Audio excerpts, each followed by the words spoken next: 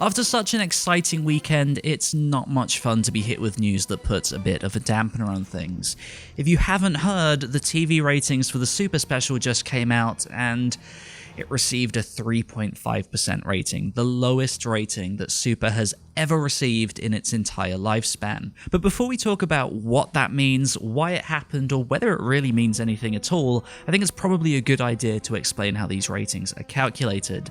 It's not too complex. Essentially, all major Japanese TV networks make up the television market, obviously, and a research firm then works out the total audience size by looking at the amount of content transmitted against the amount that's actually received. The percentage rating for an individual episode is then determined by taking the episode's viewership numbers and dividing them by the market size. It should be noted that this isn't an exact science. The whole of Japan isn't assessed, but rather regions of it.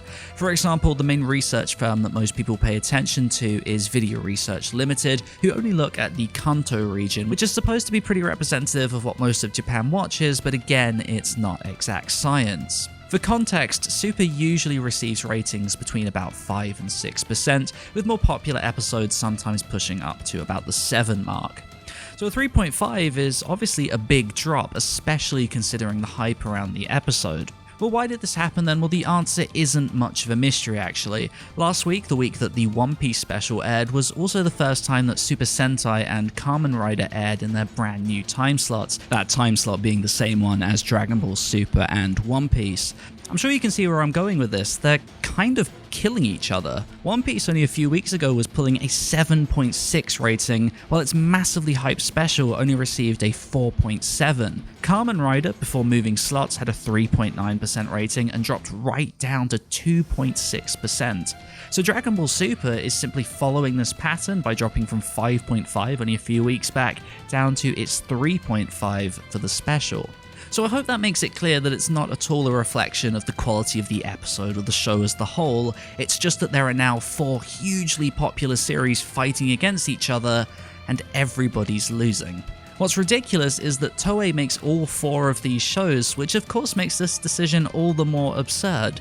I would not be at all surprised if we saw yet another reshuffle later down the line. Ideally, I would love to see Super and One Piece in an evening slot again, since those are almost always more popular than the morning slots, but I guess we'll see. So before we wrap things up, I do just want to make it very clear that Super's not in any big trouble because of this. Domestic TV ratings are just a tiny fraction of what determines the longevity of a show. In the case of shows like Dragon Ball Super, they're driven pretty heavily by their merchandising and international licensing.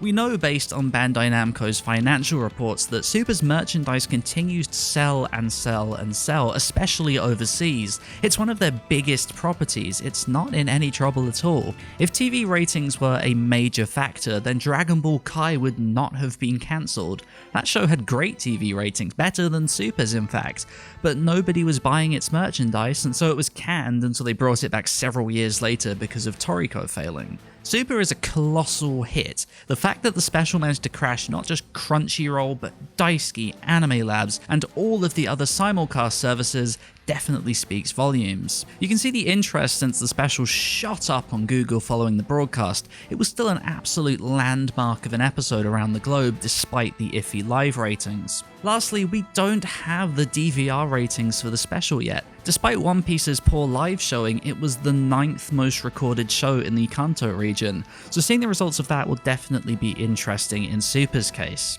In terms of working out how the special did in comparison to regular episodes, we will of course have to analyze the new figures over the next couple of weeks, but as of right now there really shouldn't be any drama.